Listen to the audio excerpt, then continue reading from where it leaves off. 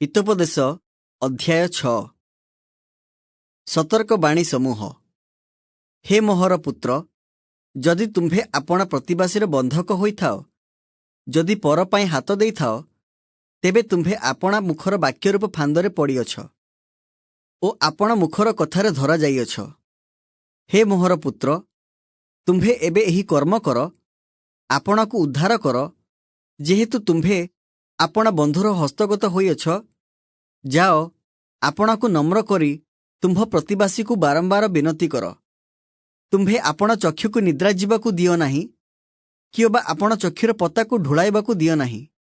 आपणाकु हरिण परी व्याधर हातरू, पक्षी परी जालियार हातरू उद्धार कर।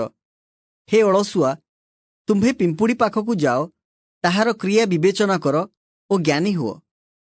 ताहार विचारकर्ता किंबा अध्यक्ष किंबा प्रभु केही नथिले हैं, से ग्रीष्म काल आपणा खाद्य प्रस्तुत करे, पुणी फसल समय रे आहार संचय करे।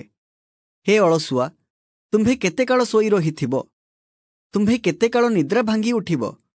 आउ टिकिए सोइले, आउ टिकिए ढुळाइले, आउ टिकिए निद्रा जीवा पई हाथ भिड़ी मोड़ी हेले, तुम्भर दरिद्रावस्था खंट परी, पुणी तुम्भर दिन तो ससज्ज लोक परी उपस्थित हेबो। बेलियाल संतान अपराधी मनुष्य, से सर्वदा कुटिल मुख करी चाले। से आखिरे ठारई, से गोड़रे कथा कहई, से अंगुली द्वारा संकेत करे, ताहार अंतकरणरे कुटिलता थाए। से सर्वदा अनिष्ट चिंता करे, से कलिर बीज बुणे, एणु ताहार विपद हठात उपस्थित हेबो, पुणी से प्रतिकार बिना अकस्मात भग्न हेबो। 6 गोटी विषय को सदाप्रभु घृणा करती, सप्त वस्तु मध्य ताहांकर घृणायोग्य। अहंकार दृष्टि, मिथ्यावादी जिह्वा और निर्दोषर रक्तपातकारी हस्त, अनिष्ट चिंतक अंतकरण, कुकर्म करिबाकु बेगगामी चरण, मिथ्या साक्षी जे मिथ्या कहे और जे भाई मानक मध्यरे कलिर बीज बुणे। व्यभिचार विरुद्धरे सतर्क बाणी। हे मोहर पुत्र, तुम्भे आपणा पितार आज्ञा पालन कर, पुणी आपणा मातार आदेश परित्याग कर नाही।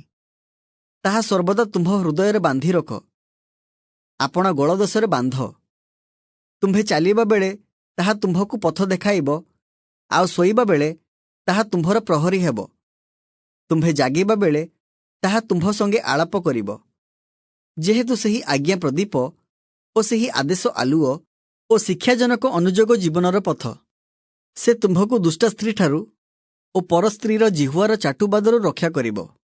तुम्भ अंतकरणरे ताहार सौंदर्यकु लोभ कर नाही, अबा ताहार कटाक्षरे तुम्भकु धरिबाकु ताकु दियो नाही। जेहेतु बेश्या सकाशु अन्न अभाव घटे, आउ व्यभिचारिणी स्त्री मनुष्यर महामूल्य प्राणकु धरिबा पई मृगया करे। केही जेबे आपणा बक्षस्थଳରେ निया रखे, तेबे ताहार वस्त्र कोण पड़ीजिब नाही? अबा केही जेबे ज्वलंता अंगार उपरे चाले, तेबे ताहार पादरे कोण फोटका हेबो नाही? आपण प्रतिवासी स्त्री ठारे जो व्यक्ति गमन करे, से तद्रूप, जे ताहाकु छुए से अदंडित नहिब। चोर क्षुदित होई प्राण रक्षार्थ जदि चोरी करे, तेबे लोके ताहाकु तुच्छ करंती नाही, मात्र से धरा पड़िले ताकु 7 गुण फेराई देबाकु हेबो। आपण गृहर सर्वस्व ताकु देबाकु पड़िबो। जणे व्यभिचारी पुरुष नितांत निर्बोध, जे निज प्राणनाश करिबो, से ही ताहा करे। से आघात ओ अपमान पाइबो, पुणी ताहार कलंक मार्जित हेबो नाही। जेहेतु स्त्री विषयक ईर्षा मनुष्यर प्रचंड क्रोधर विषय, प्रतिहिंसा करिबा बेले से किछि क्षमा करिबो नाही। से कौनसी प्रायश्चित को ग्राह्य करिबो नाही, किओबा तुम्भे बहुत लांच देले हैं से मानिबो नाही।